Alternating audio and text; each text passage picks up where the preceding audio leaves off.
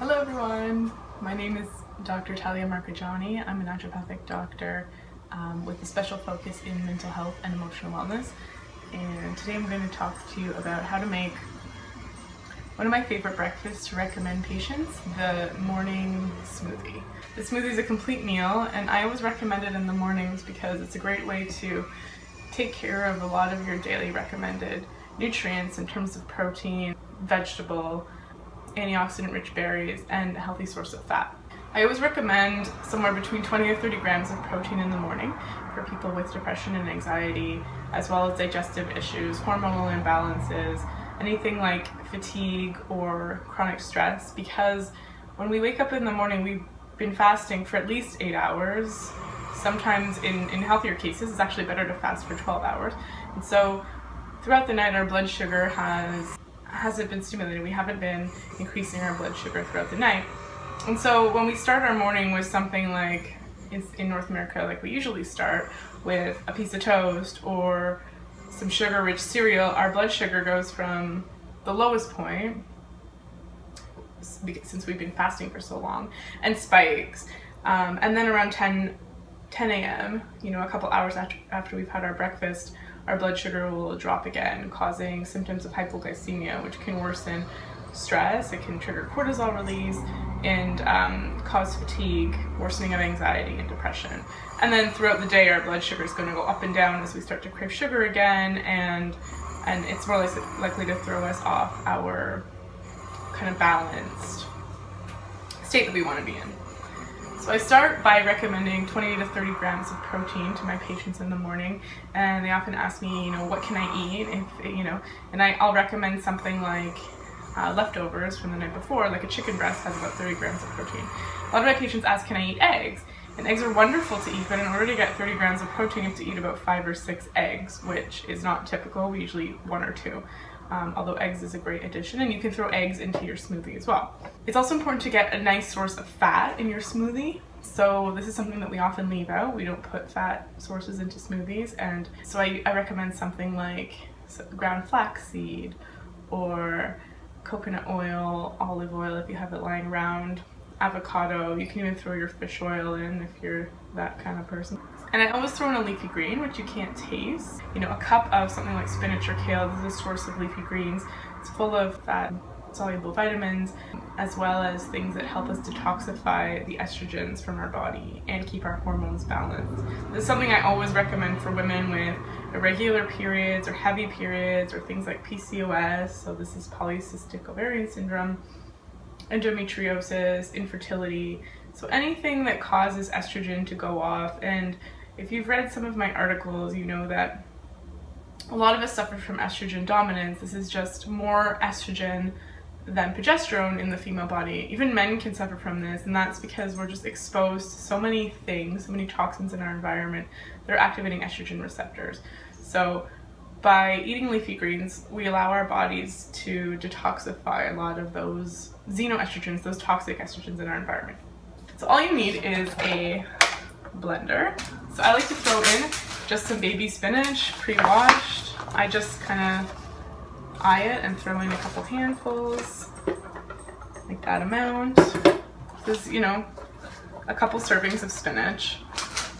The nice thing about things like spinach is it blends really well. You don't taste it, and it doesn't even, depending on how much other ingredients you throw in, your smoothie might not even be green. So you can also fool your kids by throwing some spinach in their smoothies.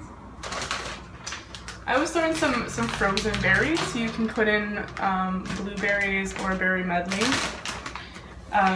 This is really, I just get this from No Frills for like $11 for a bag. And I throw in a cup of these. Frozen's nice because your smoothie gets icy. It might not be the best for winter, but since the days are still warm, our digestive fire is still strong enough to be able to digest things that are cold. Today the fat I'm going to add is coconut oil. So coconut oil it's a saturated fat, but it contains medium chain triglycerides, which our body doesn't need to convert into sugar to be used as energy. So we can just use them right away as an energy source. It's great for the skin and it's great for gut healing because of its antifungal properties. It's also really good for balancing blood sugar and boosting our metabolism. 2 tablespoons I put in.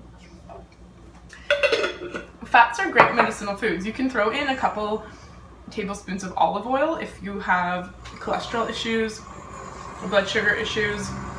The right kind of fats are very anti-inflammatory, and we know that inflammation is implicated in things like digestive issues, depression and anxiety, stress, and so by making sure that we're getting the right balance of fats in our diet, you can start in your morning smoothie by setting your fat balance on the right track. We're able to balance inflammation and feel really good throughout the day. The smoothie will also keep you full really long, well into the afternoon because of the source of fats, the amount of fats in it. I like to throw in things like eggs as well. It's just raw eggs. It's difficult for me to really recommend it universally to all my patients because there is, of course, the risk of salmonella in raw eggs. So, at your own risk, you can try it out, but I find it really makes it taste nice and rich as well as give us a good source of cholesterol. And cholesterol is a good thing because we need cholesterol to make hormones, especially in depression and anxiety. You don't want to be sacrificing cholesterol or taking, of course, this depends on your health history, but there's a risk of depression in people who are taking statin-lowering drugs, or statin drugs, cholesterol-lowering drugs that are lowering our cholesterol in the body because how are we making our hormones if we don't have enough cholesterol? I'd also throw in something like an avocado and mix it nice and thick and rich, or some peanut butter, almond butter, nut butter. I'm also going to throw in some ground flax seed. Flax has 2 really great medicinal benefits. I use it for hormone balancing and for a lot of my patients with things like period irregularities or amenorrhea, so this is not getting your period, infertility. So what flax does is it activates estrogen receptors, but it activates them weakly. So if you have too much estrogen, the flax competes for the estrogen by binding to receptors, preventing those hyperestrogenic effects. And if you don't have enough estrogen, so in the case of postmenopause or ovarian failure, flax binds to estrogen receptors and causes the estrogen effects that we really want, right? Libido and energy and the expression of female sex characteristics. It can also clear skin. It's great for acne. It's great for regulating periods. It's great for balancing heavy periods, bringing periods back and making them more regular. Flax is also great for constipation because it's a good source of fiber, and you need to grind the flax. It needs to be milled, and this is because our body can't break down whole flax seeds. So you might have seen breads or crackers where there's whole flax seeds and they advertise flax on the package. Well, it really doesn't do us any good, it just passes right through the body. It's not adding those fibers or medicinal fats. And finally, this is a protein powder that I just got from Bulk Barn. I find that Bulk Barn is the cheapest in terms of protein powders. I use a vegan protein powder, so this is great if you're vegan or vegetarian.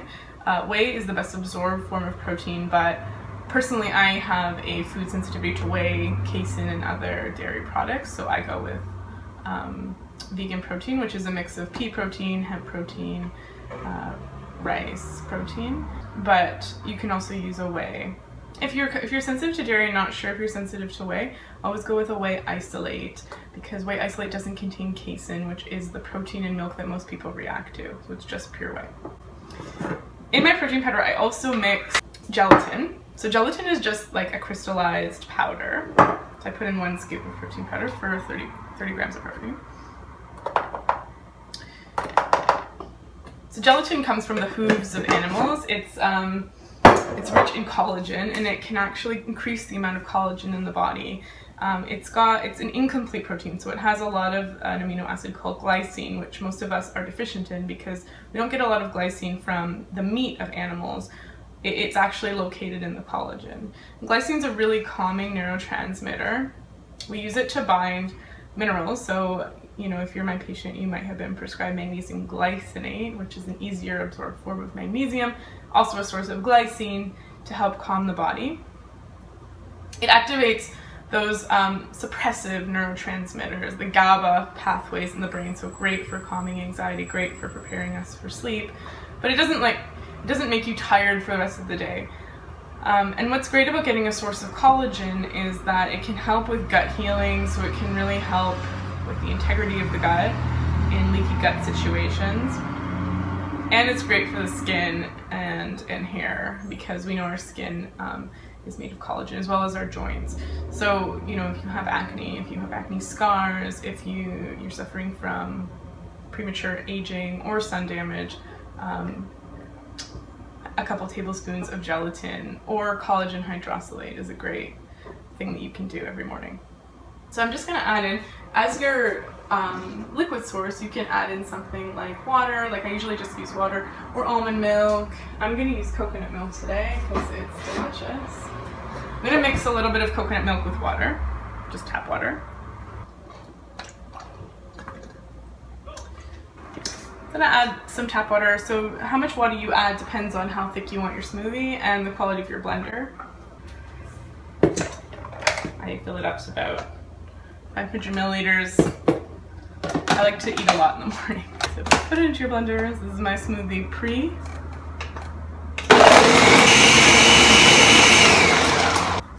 Then you just pour your smoothie in a glass. Mine's kind of on the watery side. It turns out purple, not green at all, so you can still fool the kids. If you want to make it sweeter, you can add in half a banana or even some maple syrup. But it tastes pretty good. It tastes like berries. So this is great because liquid is obviously, it's pre-chewed, so it's easier for our body to absorb the nutrients, which is nice in the morning, especially for people that aren't really into breakfast. It's also really portable. You can put it in a mason jar or a glass container and take it into work. You can drink half, you know, before leaving for work and half while you're in the car in your commute or on the subway. A lot of your nutrition for the day is taken care of. So even if you know, have not an ideal lunch or dinner, you've gotten a great source of highly absorbable protein. You've gotten some gut healing in the form of gelatin. You've gotten some healthy fats and a serving of leafy greens and antioxidant-rich berries. So you're on your way for a healthy day.